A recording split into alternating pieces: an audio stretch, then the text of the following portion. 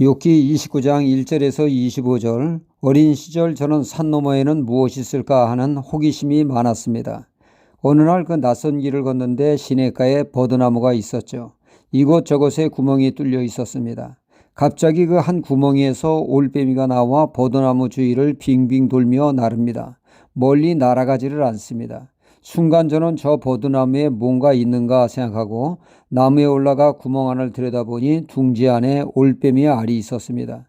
그러니까 알을 품고 있다가 사람의 인기척이 나니까 놀라 밖으로 뛰쳐 나온 것입니다.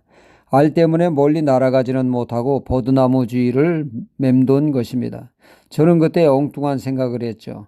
올빼미의 알이 부화하기 전에 올빼미를 잡을 수 있겠구나 생각을 하고 그날부터 집에 돌아와 연구를 했습니다.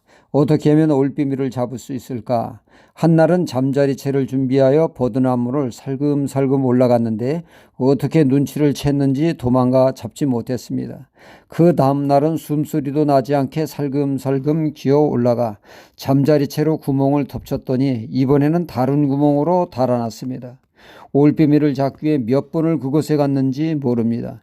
이 구멍을 덮치면 저 구멍으로 도망가고 이런 숨바꼭질을 하다가 어느 날 기발한 생각이 떠올랐습니다. 다른 구멍을 돌로 다 막아놓고 한 구멍만 열어놓고 잠자리채로 결국 올빼미를 잡았죠. 그때 그 기분은 온 세상을 잡은 것 같은 기분이었습니다. 지금도 그때 일은 아름다운 추억으로 자리 잡고 있죠. 그렇다고 지난 과거가 다 아름다운 추억으로만 자리 잡고 있는 것은 아닙니다. 과거를 돌이켜볼 때 후회되는 일이 더 많은 것이 많습니다. 그때 그런 말을 왜 했나? 그때 더 따뜻하게 말할 수는 없었는가? 왜 내가 그때 그런 행동을 했을까?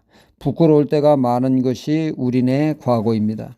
지난날의 과거가 아름다운 추억으로만 자리 잡고 있는 사람은 과연 몇 사람이나 되겠습니까? 아마도 그런 사람은 찾아보기 어려울 것입니다. 그런데 오늘 말씀에 우리는 그 희귀한 사람을 만나게 되는데 그 주인공이 바로 욥입니다. 그는 지난날 과거를 회상할 때 조금도 후회스러운 일이 없고 오직 하나 후회함이 없는 삶을 살았다고 그는 자부하고 있습니다. 이 세상에서 보기 드문 사람입니다. 그가 도대체 어떤 삶을 살았기에 이런 후회 없는 삶을 살았습니까? 첫째로 그는 하나님과의 관계가 원만했다는 것이죠. 4절에 그는 고백하기를 그때는 하나님의 우정이 내 장막 위에 있었으며 말씀하고 있습니다.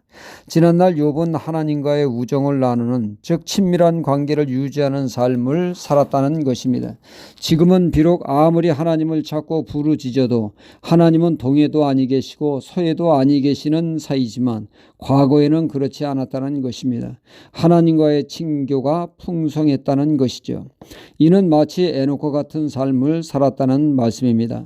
창세기 5장에 보면 에녹이 나오죠. 에녹이 65세 때에 아들 무두셀라를 낳은 후 300년간을 하나님과 동행했다고 기록되고 있죠. 그러니까 무두셀라를 낳을 때 아들을 낳을 때 하나님의 큰 은혜를 받는 계기가 되어 그때부터 그는 하나님과 동행하는 친밀한 삶을 살게 되었다는 것입니다.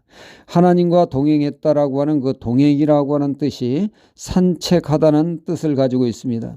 그러니까 에녹은 날마다 하나님과 산책하며 소소한 일상을 하나님과 공유하는 삶을 살았다는 말이 됩니다. 욥이 에녹과 같이 하나님과의 친밀한 관계를 맺어 날마다 교제하며 하나님과의 우정을 쌓아갔다는 얘기입니다. 마치 친구와 같이 말입니다. 늘 하나님과 함께 했기에 지난날 과거가 아름다웠고 은혜스러웠다는 것입니다. 둘째로 그는 사람과의 관계가 원만한 삶을 살았다는 얘기죠. 지난날 그 누구에게도 피눈물 나게 한 적이 없다는 것입니다. 일반적으로 성공한 사람들을 찾아 인터뷰한 기자가 말하기를 성공한 사람들은 배움에 대한 열정이 남다르고 지적 호기심이 많다고 합니다. 그리고 그 사람들의 특징 중에 하나가 남들을 진심으로 도와주는데 진심이라는 얘기죠. 그것을 즐겨한다고 합니다. 욥이 그랬습니다. 그는 자신이 가지고 있는 것을 통하여 자신을 드러내고 자랑 삼는 것이 아니라 늘 누군가의 도움을 주는 것을 낙으로 여긴 삶을 살았다는 얘기죠. 오늘 말씀 15절에 이를 잘 표현하고 있습니다. 나는 소경의 눈이 되고 절뚝발이의 발이 되었다 이라는 얘기를 하고 있습니다.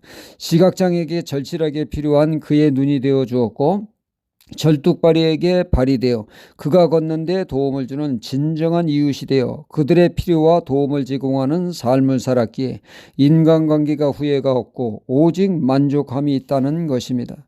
셋째로 그는 사회 유지로서 그의 사회적인 책임을 또한 성실히 이행함으로 무사람의 존경과 인정을 받는 삶을 살았다고 고백하고 있습니다. 지금은 비록 고난 속에 종들까지 그를 무시하지만 과거는 그렇지 않았다는 말씀이죠. 이런 삶을 살았기에 하나님이 욥을 하나님을 경외하며 악에서 떠난 자라고 인정하신 것이죠. 우리에게도 주어진 오늘 하나님과의 원만한 관계를 맺고 원만한 또한 인간관계를 가지며 내게 맡겨진 지혜에 충실한 그러한 삶을 통하여 나의 삶이 만족하다고 평할 수 있는 삶이 되도록 지극히 작은 것에 최선을 다하는 하루가 되어야겠습니다. 할렐루야.